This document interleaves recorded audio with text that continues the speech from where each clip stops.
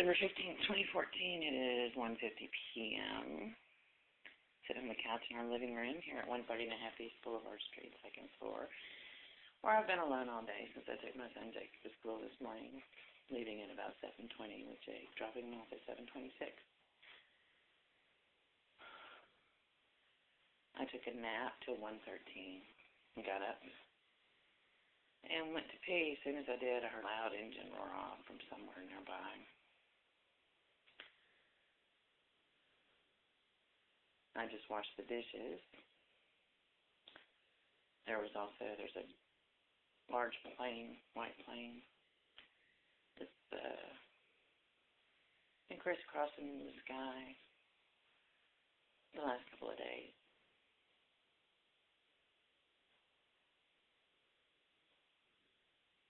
Very loud engine. But that music is playing from downstairs below the kitchen here. And it's just kind of cornball.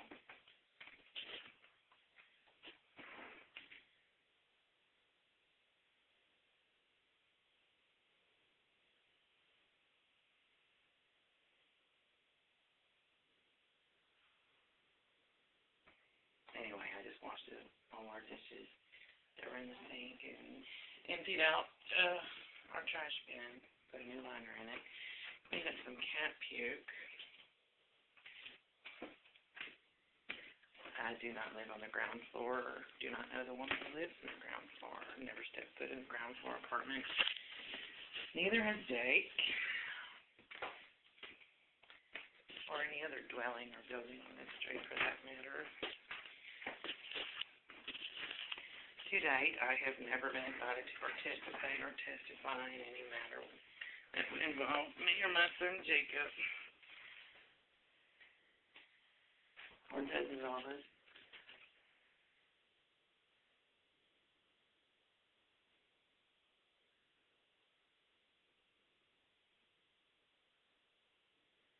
She changed it to a channel.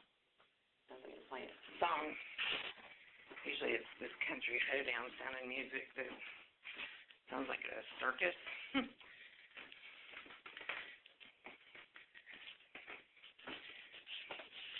Kind of like a country circus or even a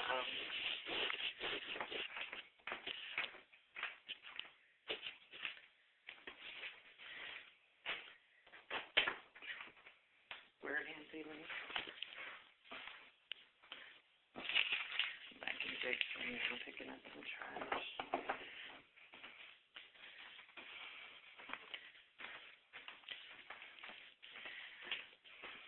He just sweeps the floors. There's dog hair everywhere. So I'm guessing this is probably a falsified audio monitoring in progress. The woman down there always turns up anything audio. You can't hear her TV. So I'm just, radio music that she cranks up so loudly that you can actually hear in this apartment on the second floor where Jake and I are.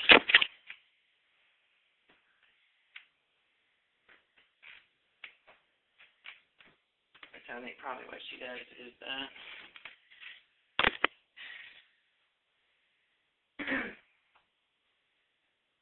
just use it as an audio marker, like a sound cue, a buffer put into an audio recording that is later erased at the end of it, the beginning of the song being the beginning of the cue. And the end of it being, the end of the music being the end of the fabrication. So whoever edits the monitoring can easily tell. It's very immature.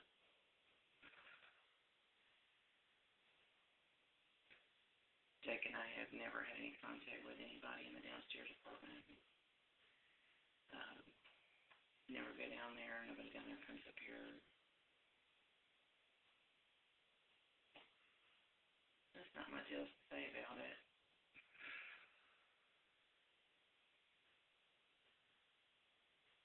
But yesterday morning when I left, when I'm just going to pick up Jake after school,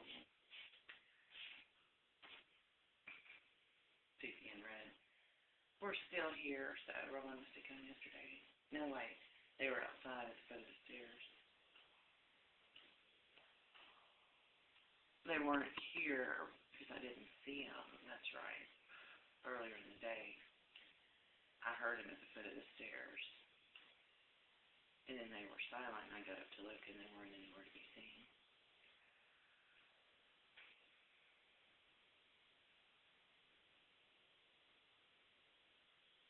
Oh, wait. Then I came home. That was the day before yesterday. I came home, and the dogs were back in the apartment.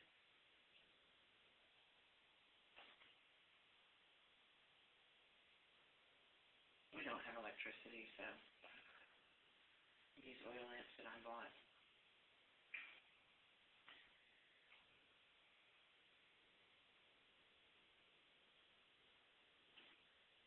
It's really, really ridiculous. People would say, what the hell are you saying all this for? She just turned on her freaking radio.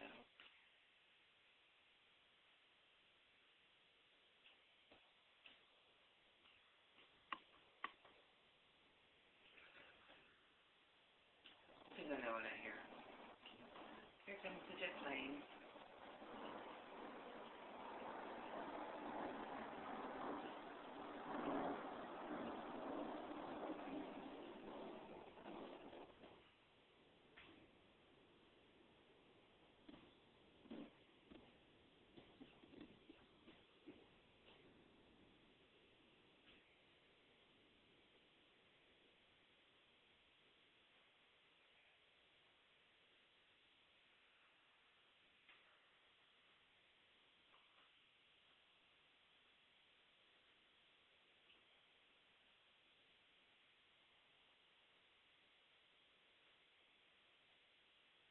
But there's no other time her TV down there, you can't hear it. She doesn't ever play loud music down there.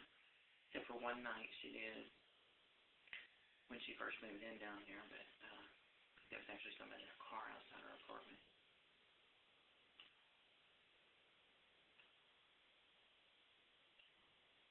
That's playing right into the kitchen.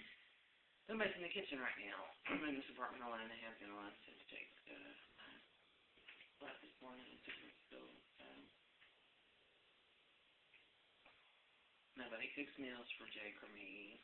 Nobody buys food for us. Nobody's ever spent a dime on me and Jake with me. And from what I can tell, she's down there. She and Pat and Lonnie and all their little friends are out spending money saying that they're providing food, clothing, and shelter for me. And that's not true. That's never happened. I got an eviction notice. I've never lived in a downstairs apartment, and I've never had any visitors to this street except for the man I invited here to fix my drink that I paid $160 cash labor and then $97 for parts. It took him 2 hours to fix the water pump. He did it in the dark with only a little flashlight. Little. And he reached down and he could feel the water pump, and he took it apart without seeing it. He works on oil rigs, builds them, so he's pretty handy with stuff like that. Always somebody that's better at what you do. I told him it took Roland 3 days.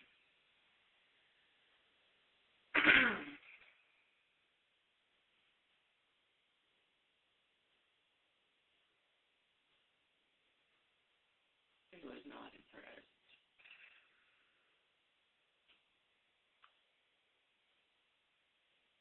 A couple years ago in the water.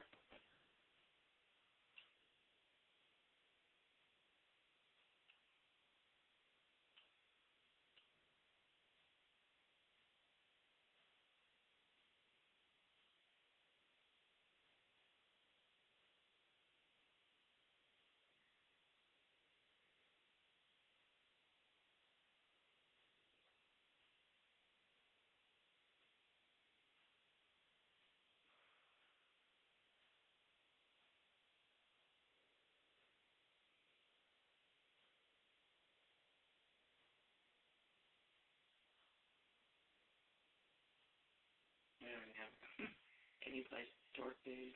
Yeah.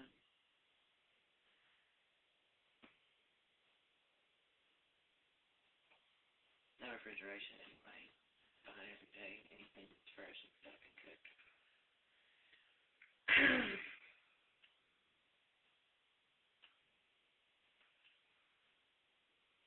Otherwise, I'm going to take you.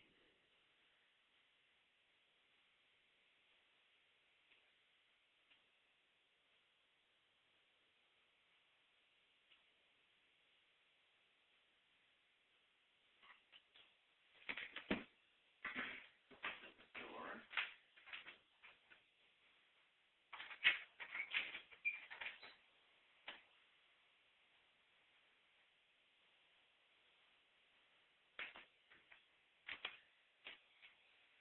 13 illusions of being surveilled because your neighbor turns on the radio.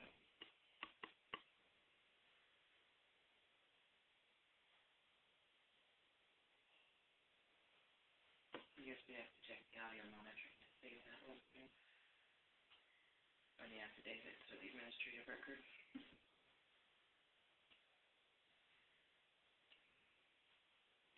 It's there.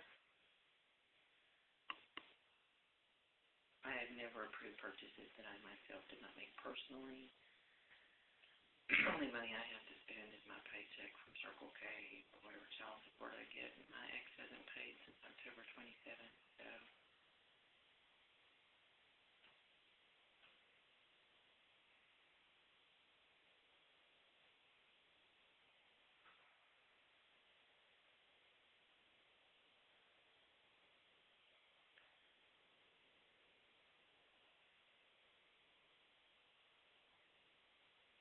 He apparently split up with his girlfriend, Susan Compton, and is living alone now in Edgewood, Maryland, working for Aberdeen Proving Grounds, which is some type of testing facility.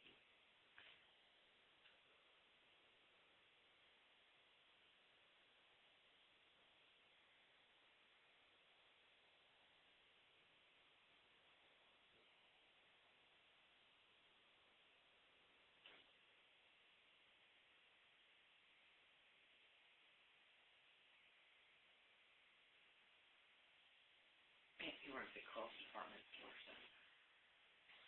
Child support worker said that she sent a garnishment order to his employer.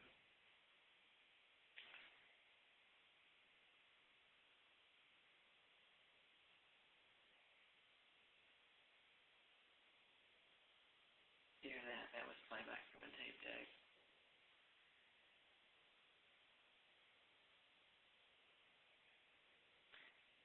Sound it makes when you hit reverse or fast forward.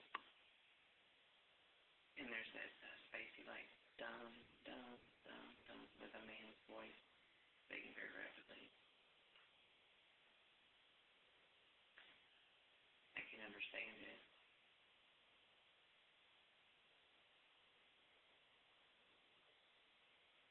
She just sitting down there falsifying evidence, that's all she does. She works at Subway.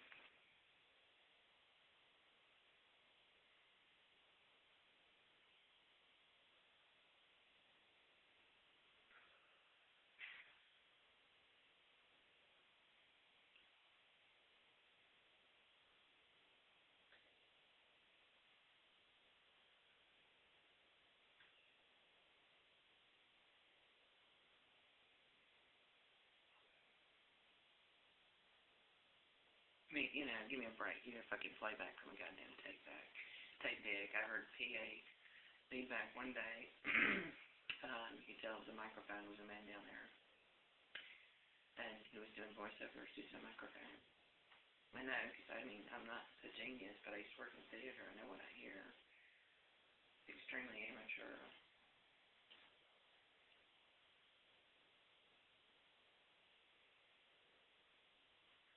And what begs the question is, why wouldn't you just hang the camera outside?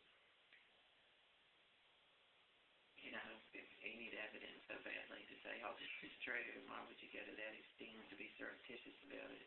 Use only audio and avoid evidence like video and audio.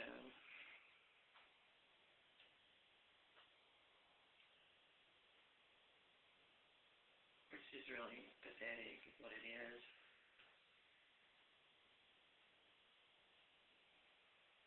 I'm typing this too, in case you're listening down there, but it's all you're doing is giving me evidence for what I'm saying is true.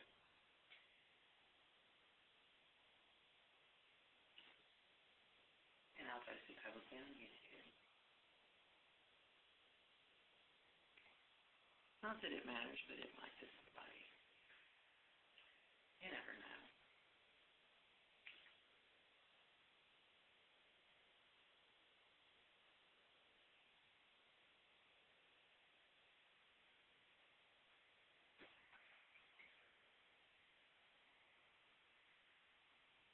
And there's the drunkard man's red car pulling into the driveway next door.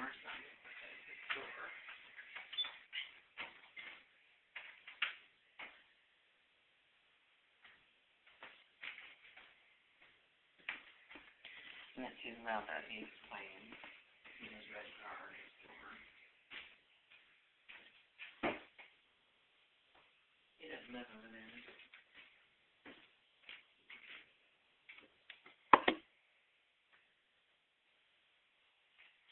And he just parked his vehicle. Steven. I'm in his vehicle. He parked his vehicle facing. On his cell phone. And Ronnie just walked out of Ronnie's second floor door.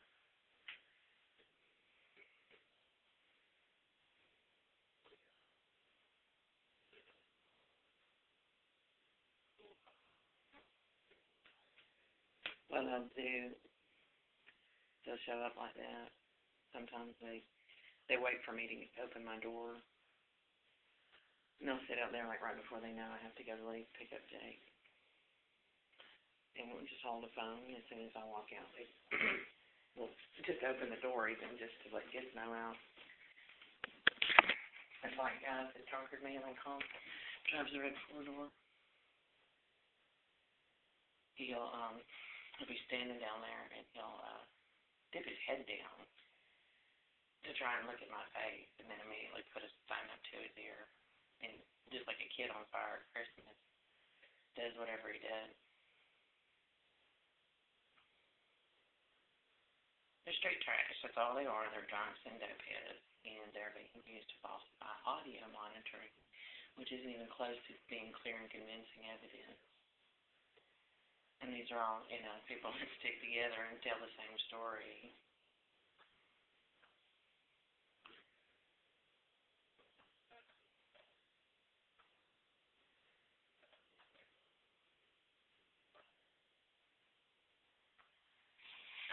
It's unbelievable is what it is.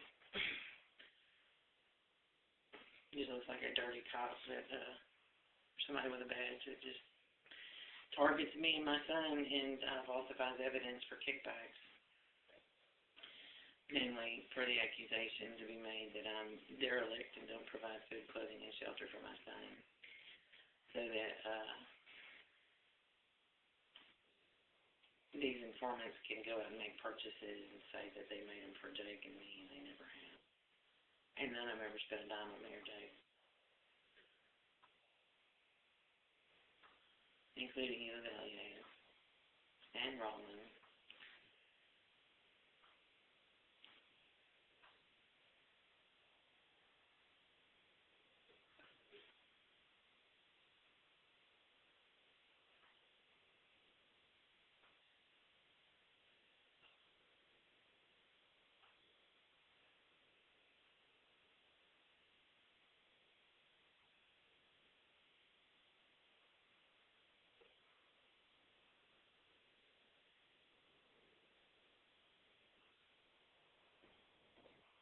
So they're back to their same old games. There was some type of search warrant for a few days, probably. Some type of monitoring search for evidence, and they disappeared for a couple weeks, and now they've all come back and started to do it again. Bitch downstairs didn't make a sound. So whoever it is that issues the warrant leaks them to somebody and warns the informants to protect themselves, and they do. And they come back and they just start playing the same games after their silence. They're not afraid at all of being prosecuted. No fear whatsoever.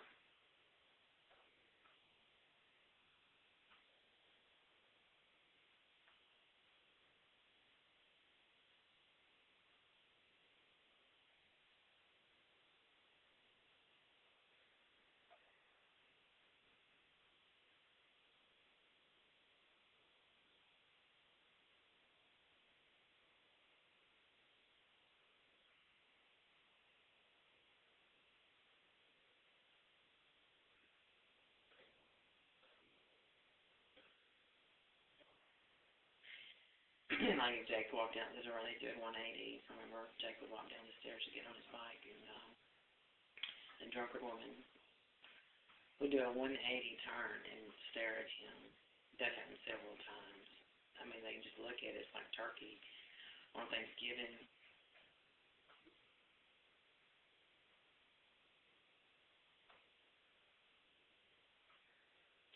He's got an audio recorder he's using, I think. He's using a cell phone to record, or he's using it to monitor. You see, right now he's over there talking to Ronnie. You know, listen to how rapid their conversation is. There's no break in their conversation at all.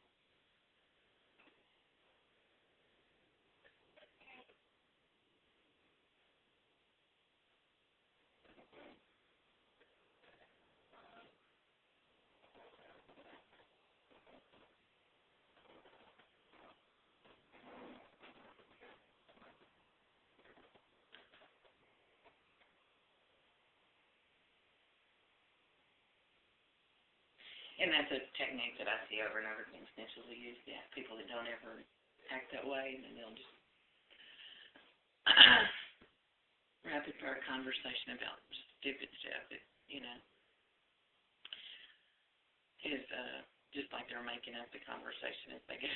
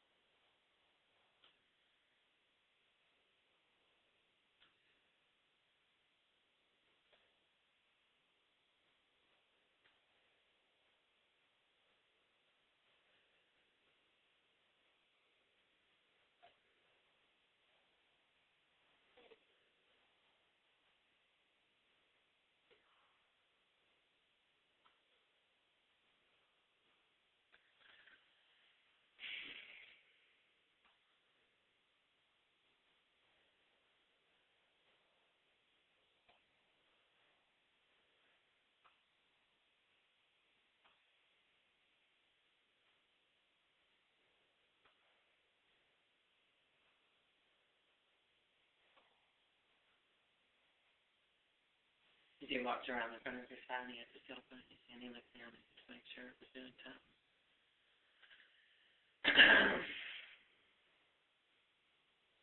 Before he went upstairs next door, talked to her. Where he is now.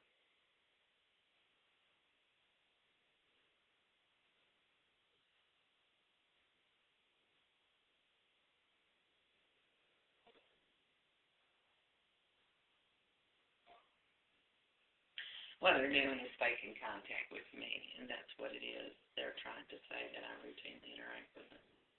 I've never had a single conversation with Ronnie or the drunkard man, or the drunkard woman, or Pat, or the woman downstairs, or any of their visitors ever.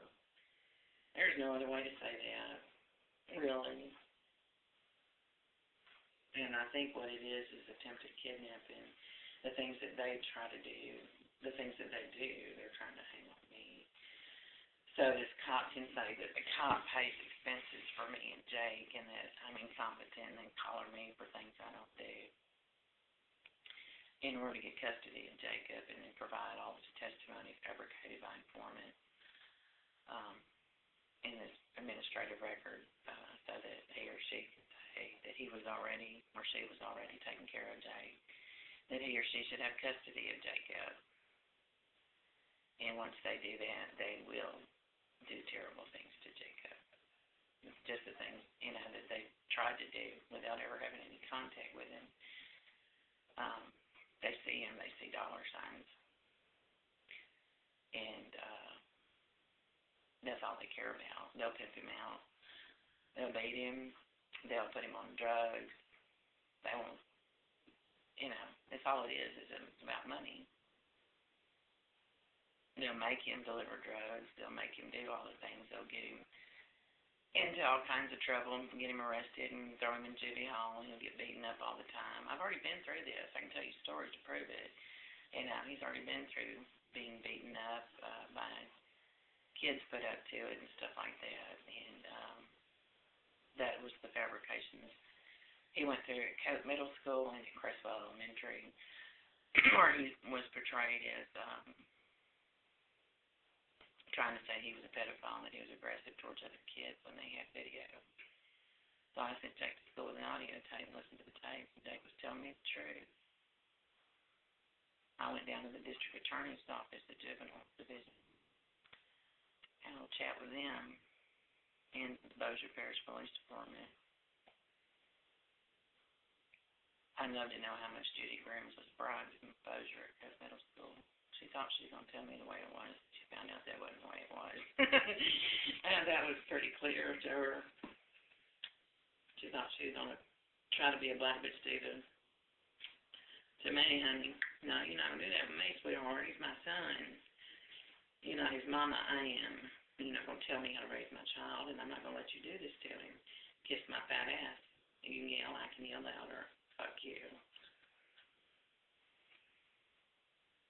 That's how that went down.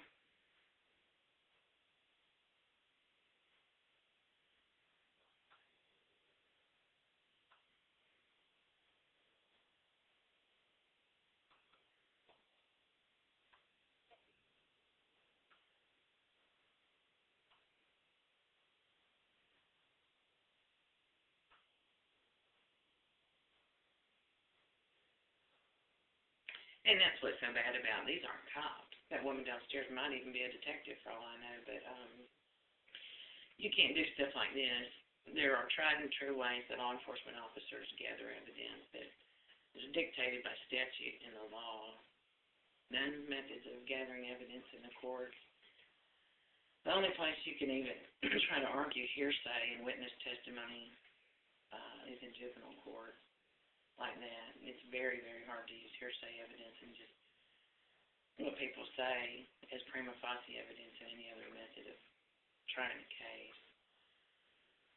So,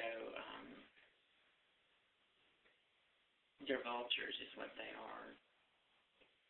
Jacob has a bright future ahead of him. He's a bright child. He's in honors classes. He makes A's and B's. He's in the yearbook staff, and he wants to be a doctor. He's going to make $120,000 a year starting out after he finishes his med school and licensing. He'll be 10 years out, after he graduates from high school before he sees that, but he'll be making that much money every day for the rest of his life. Unless he changes his mind and doesn't want to be a doctor and decides to be something else. And there's no reason why he shouldn't do that, but he's bright enough to do whatever he sets his mind to, and I've told him that, and he knows it. These people here, they'd rather sit around and get drunk all day and crack the book open and try to better themselves. They're not ever going to have a future like that because they don't want to work for one. Jacob works every day for one, and he has for years, just like I did when I made my straight A's. And went to Magnet and all those fun things that I did, Randolph Women's College. It's years of work, and that's the reason that people in Broadmoor, that is a landline phone.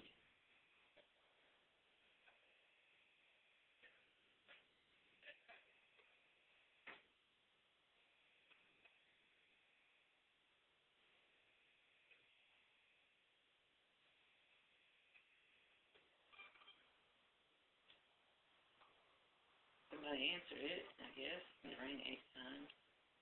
Sounded like it was in Roland's room. I do not consent to searches, surveillance, monitoring, or supervision.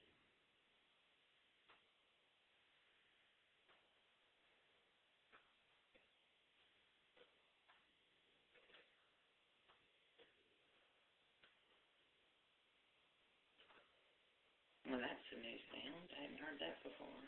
That was definitely in Roland's room.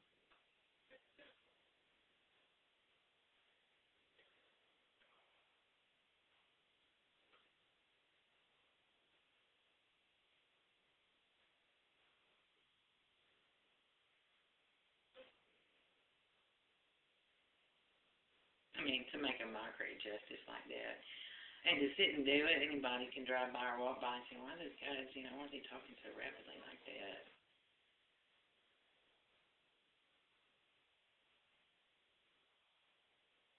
That guy over there was talking about how wide I was and stuff. She's wide, isn't she?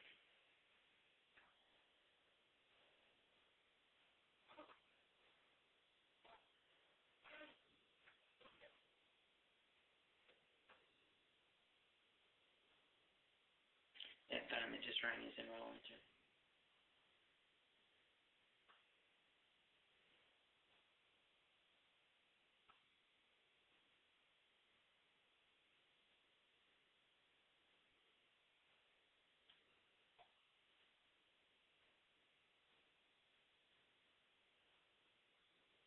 Sounded like a landline ringer, but you know what? The thing about cell phones is you can get cell phones now they have landline ringers on them too, so sound like a landline phone ringing.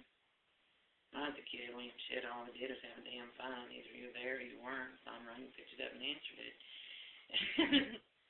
And if nobody was there when you called, you just called back later. Nobody walked around carrying cell phones, and voicemail didn't exist, nothing like that.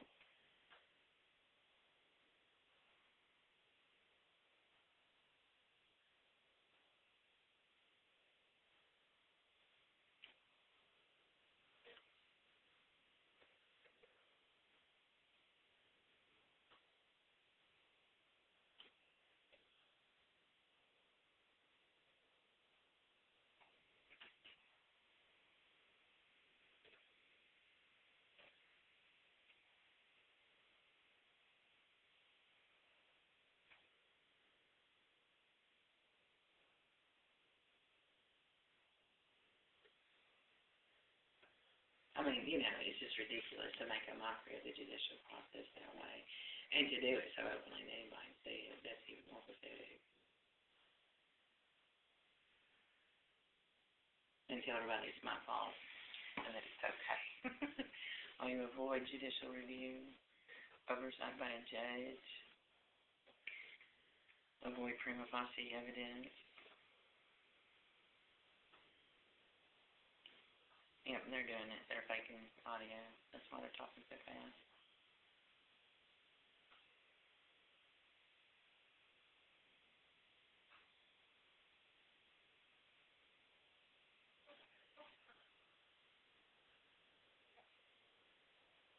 I see informants do this all the time. They've done it to me for a long time.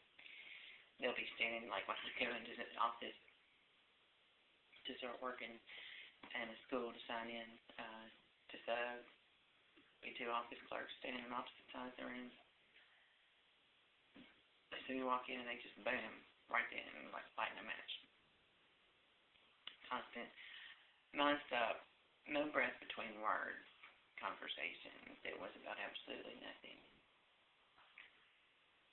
Like copy paper or whatever they could make up, It's so cornball to see. Amateur is what it is, and it's, the espionage agents did this over in Afghanistan or Iraq or any of the places where our representatives of this country go or our citizens actually go to. Those people would be murdered. They'd be driven out into the street and hung or beaten or stoned to death. So this to me just looks like some jackass with a badge that wishes he or she was NSA or CIA. That wants to play. The music turned off, and that was the downstairs apartment door slamming.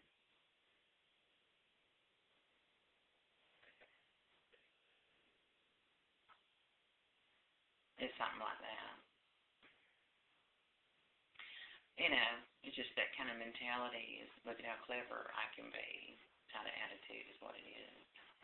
Well, you're not clever. Sorry. You're just getting away with murder because everybody says it's okay, and I'm not from Afghanistan or Iraq. I actually believe in the rule of law instead of sticking bricks out in the yard and beating somebody to death with them. That's the start of that blue SUV downstairs.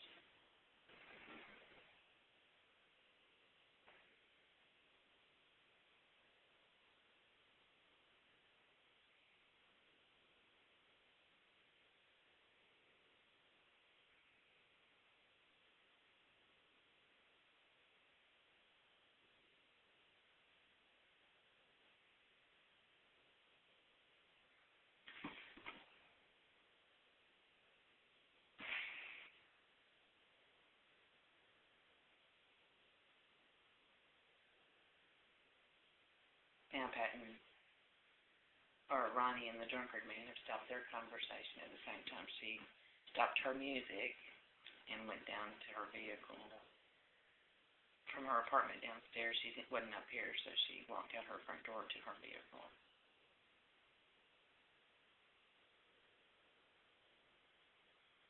It's a warm day today, so why is she idling her truck? She sits out there and idles her truck. She avoids being, there's two of them down there. There's two black women that live down there. I've got photos of the one who avoids looking at me. She'll pop out her door and actually, she'll turn and face her door with the cell phone up to her ear, but she makes sure that she doesn't look at me. She doesn't turn and walk normally towards her vehicle. She keeps her head turned away. The other day when that guy was here fixing my Durango,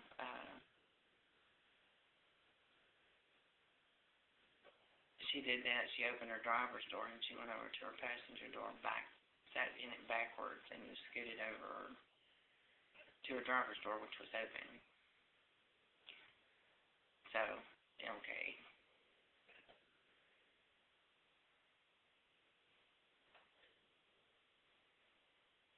Maybe I'm wrong. Maybe that was Jake's phone ringing. I don't know.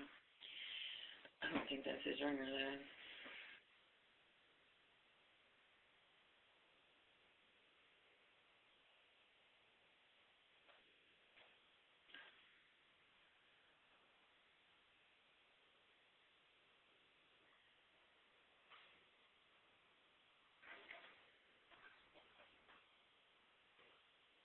Oh, they're still going at it over there. They stopped it when she started her vehicle. They were over there drinking last night, screaming and yelling. Cop told me, I talked to a little chat with a cop. Cop and asked him about it. I told him, my neighbors, blah, blah, blah. And I told him they stay out drinking all hours. He said, well, if they don't live there, if we show up and they're drunk, we can arrest them. We can make them leave. They don't live on your property. I said, well, it's not my property where they're doing it. It's my neighbor's property. That's what he said.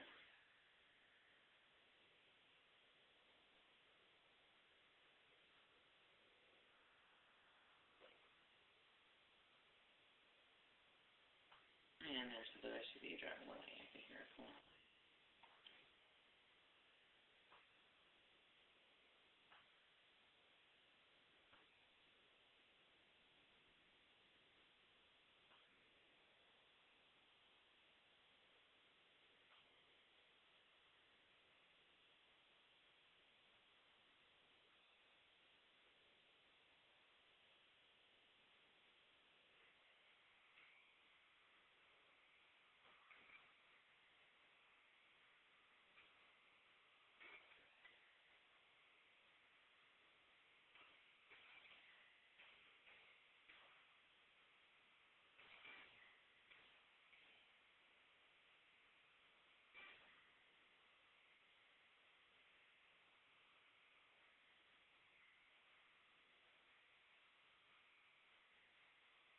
You see how their volume has decreased over there.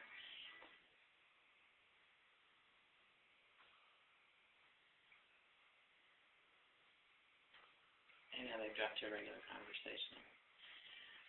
Breathing, pacing, subtext. When you talk to somebody, it's not just words, it's somebody listening, actively listening, and then hearing.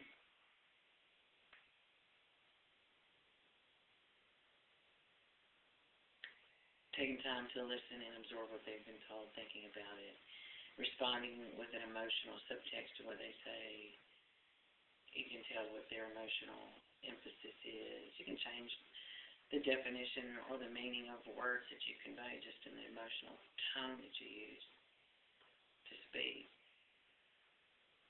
and where you put emphasis in your words and how you space them apart and stuff like that. For example, if you see a sign on a beach that says no swimming allowed, you read it out loud, no swimming allowed. What if you said it like this? No swimming allowed. Same 3 words.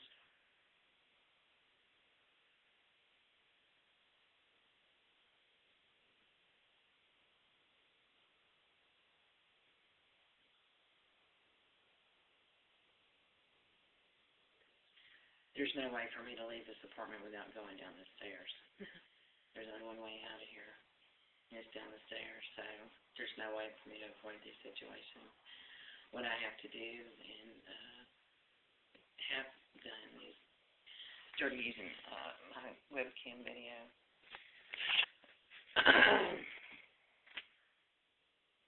Which is probably what I'll do. I think that was the alarm, yeah. Might have been 601 on each phone.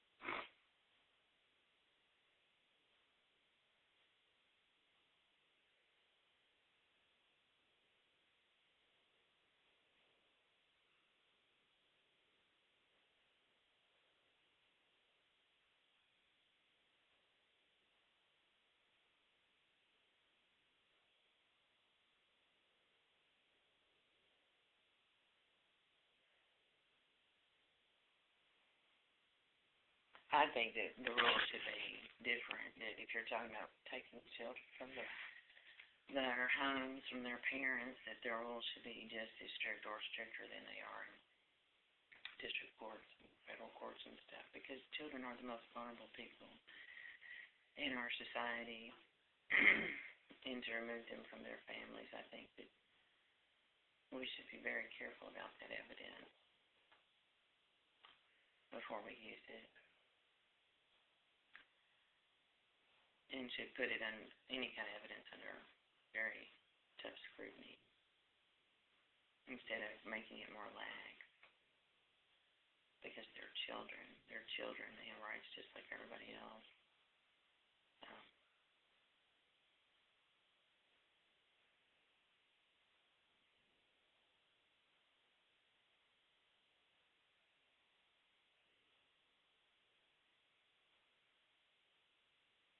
She faked an audio tape is what she did, and she probably did a voiceover on it.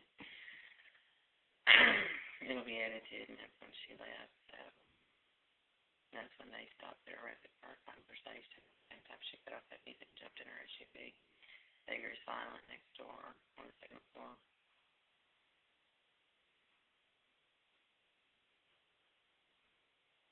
I would. I'd kill her. I'd kill them all. If I was an espionage agent or somebody that, thought they were clever, I'd just kill them. Because, it's so ridiculous. These are stumbling people drunk on drugs that fumble and stumble around and got piles of beer cans everywhere pretending to be James Bond, That's ridiculous, isn't it? You think it's fun to play. I think somebody needs to tell you, let you know how fun it is to play. I'm saying it's my fault, I'm going to make them do what they're doing. They're doing it all by themselves. And they're not good at it either.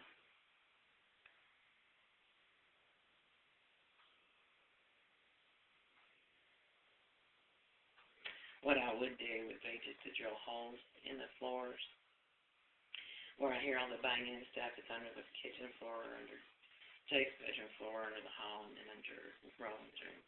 And just cut holes in the floors, and just every time she reaches and does hers, she does just take whatever she shoves in there right out of her hand.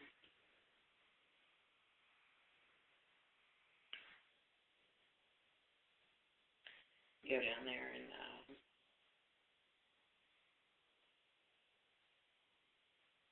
pull it, and she'll say, and this is what they've done before, is the informants will say they don't live there at all. So because they're surveilling their apartments and they're saying that I live there, or that if that's not it, that I frequently go there, but there's always somebody down there. And there's two black women that come and go from that downstairs apartment. Both work at Subway. One of them's broad-shouldered, broad-hipped, overweight. The other one's more petite, still overweight, but not as heavy. Her lips aren't as big.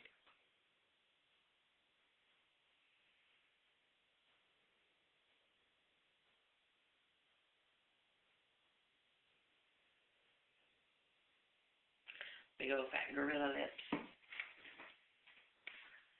So she'll say that she was never there. Well, I took pictures of her the first day she was there, signing the lease agreement with Paul Simon. So, yeah, she was there.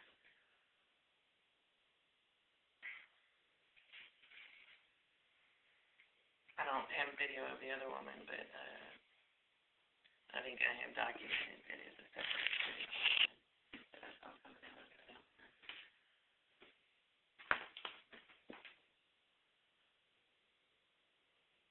Yeah, I'm sitting on one.